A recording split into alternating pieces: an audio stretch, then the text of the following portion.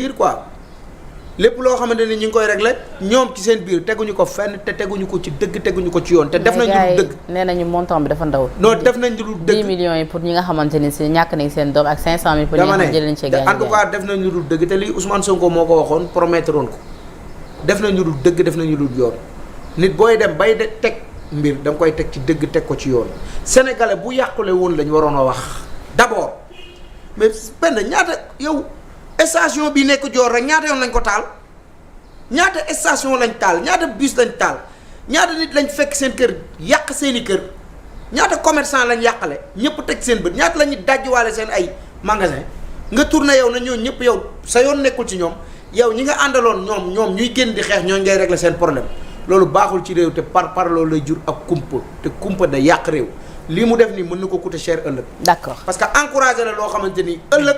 ndaw bi mën na toog ne man mën naa def lu ma neex ëllëgee dinañ ma dédommager. et je pense que loolu. du état. état du neexal ay ndaw yoo ragal.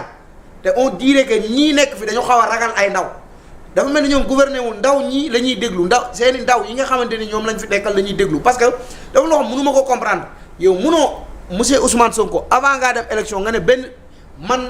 directeur général warumaa topp benn directeur du tëj direction ñaari directeurs yi ëpp solo presque Sénégal nga ànd ak ñoom campagne mooy Fadilou Keita ak directeur u port teew démb nga ne woon loolu dañ ko fi war a jëlee lu ne nga yàq ko ci Macky Sall comme ni ñu ko defee ci avion bi présidentiel baaxul lu ne nga wax ko ci ba ngay dem Mauritanie xaw ma fan nga doon dem yéeg donc man je pense que dafa am ay incohérence yoo xamante ni ay incohérence autant pour moi yoo xamante ni penda dafa nekk ci réew mi te incohérence gënta rëy bii ñu def ci wàllu séddale bii ñu bëgg a def dinañ frustrer ay sénégalais yu ñu yàqaloon yu yoroon ay entreprise digne de leur nom di liggéey di góorgóorlu ñu génne leen teg leen ne fay ay xale wala fay ay nit yoo xamante ni ay sénégalais lañ comme ñooñu frustration mën na ko jur. te képp ku jël idée boobu def ko defoo dëgg defoo yoon. ci suma xalaat quoi. d'accord ci lu ñeel ba tey li nga xamante ni moo di doxalinu réew mi xam nga ni nag États-Unis rawatina njiit ba di président Donald Trump fu mu ne ni suspendre na bépp ndimbal bi nga xamante ni dana am jógee ci réewu Amérique di ñëw ci li nga xamante ni moo di réewu Afrique yi ñu Sénégal également mu amoon ci projet bu tolloon ci 300 milliards ci lu ñeel li nga xamante ni moo di électrification yi. Penda réew kenn du ko yoree yoru man le gendarme c'est-à-dire avant maa ñëw foofu ñun nous étions l'organisation qui avait déposé la lettre pour la retraite pure et simple des bases militaires français à l'époque. Nous l'avions déposé à la présidence de la République. Mais la façon dont Ousmane Sonko l'a traité, non, c'est pas le même que bi ñu bëggoon ñun. Quoi qu'on puisse dire, la France ak le Sénégal am nañ accompagnonnage des décennies et des siècles. Sur cet accompagnonnage, il y a des taches noires. Nous l'acceptons. Thiaroye 44, traite négrière, nous l'acceptons. Il y a des taches noires, nous l'acceptons. Mais cela ne veut pas dire que la France n'a rien foutu pour le Sénégal. Quand même, il y a des zones positives quand même. Madame, vous êtes contre la façon dont cette affaire a été gérée. Non, mais si. Par l'actuel régime. Non, par Ousmane Sonko. Il ne joue qu'aux gendarmes. Ça, c'est pas la peine que Macron wax nga génne da nga koy tontu. C'est pas la peine nga ne base militaire yi dañ fiy jugee. di ko waxee noo xamante ni comme c'est un peu haineux à la France. Et ça, nous le trouvons vraiment du may sax faral di wax français mais ni ma koy waxee nii sama xol dafa jeex désagréable laa ko mën a tuddee parce que réew boo ko jiitee sa moroomu réew bu mu mënti doon am nga loo soxla ci moom. La France a créé des emplois, des milliers d'emplois ici au Sénégal malgré il y a des points noirs mais c'est pas que les bases militaires tout simplement il ne faut pas citer les points négatifs tout simplement. Total emploie des centaines de personnes. Auchan emploie des centaines de personnes et cette relation entre le Sénégal et la France ne doit pas être ruinée par une personne qui s'appelle Ousmane Sonko et nous ne l'accepterons pas. Donc ban doxalin lañ ci waroon am. Non entre état dafa am nu mu war a doxee booy wax ak état boo xamante ni tey yow mii kii kat am na lu mu lay jariñ mais combien de Sénégalais sont en France gagnent leur pain en France des millions de Sénégalais sont en France et gagnent leur pain en France. mais pourquoi aujourd'hui dit que la France n'a rien fait, la France est totalement mauvaise pour le Sénégal? Ce n'est pas vrai. La France sert le Sénégal sur beaucoup de points, comme le Sénégal sert la France sur beaucoup de points, mais dire que la France n'a rien foutu pour le Sénégal, nous acceptons que les bases militaires, quand même, nous devons être souverains. C'est pour cela que nous avons allé au palais présidentiel pour déposer cette lettre. Mais cela ne veut pas dire que nous sommes contre la France ou nous sommes haineux pour la France. Encore une fois, Penda, il faut que le Premier ministre Ousmane Sonko voit ses relations avec l'extérieur. La France est un pays, les États-Unis est un pays, et tous ces pays, nous en avons besoin quand même. Il ne faut pas créer une rupture entre n'importe quel pays, que ça soit de l'Afrique, de l'Europe ou de l'Asie. Il faut réconcilier les relations bilatérales entre la France ou les États-Unis ou n'importe quel pays. C'est important. Voilà te moom xam naa di nga ne sama waa ji wax na ay français. waaw non parce que xam naa ne parce que da nga bëgg sa message tamit.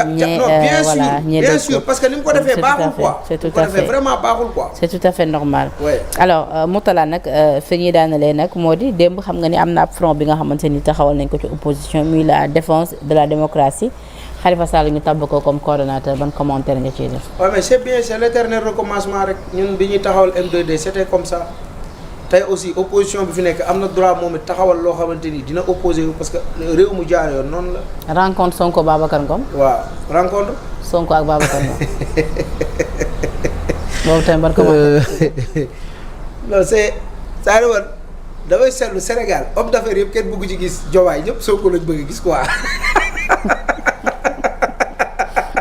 waaw loolu tamit kaara de. et loolu aussi.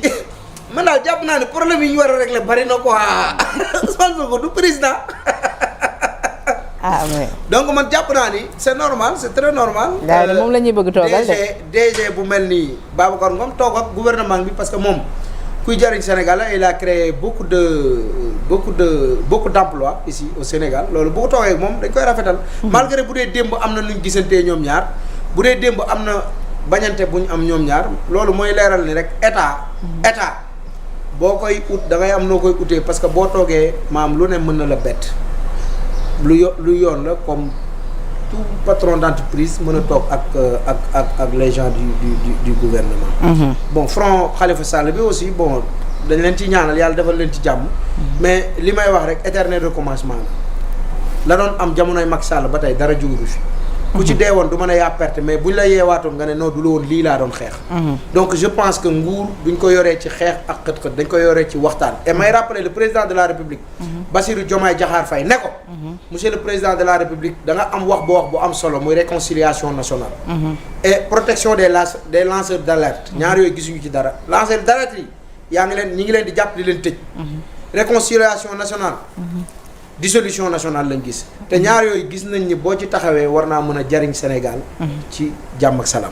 alors démb tamit jot nañ reconnaître li nga xamante ni moo di yenn ci médias yi gisaat nga li nga xamante ni moom moo di liste bi à rappeler que ni nag njëkkoon am liste bu njëkkoon génn ñi nga xamante ni nekk ñu woon en conformité ñooñu tey jii déposé waat nañ dossier yi nga xamante ni moo leen manqué woon ñu saytuwaat seen i mbir démb ñu gis nañ ci liste bi am na ñu nga xamante ni gisuñu leen ci ñu menacé tey jii de fermer la porte et dem investir ci beneen réew. waaw xam nga bu dee dañ ci génne yaakaar naa dañ ci génne des médias ah. non des médias Sen TV mu ngi ci. dugaat na ci xam nga Sen TV bay passé nekk ci. ok Sen TV mu ngi ci rajo bi tamit mu ngi ci.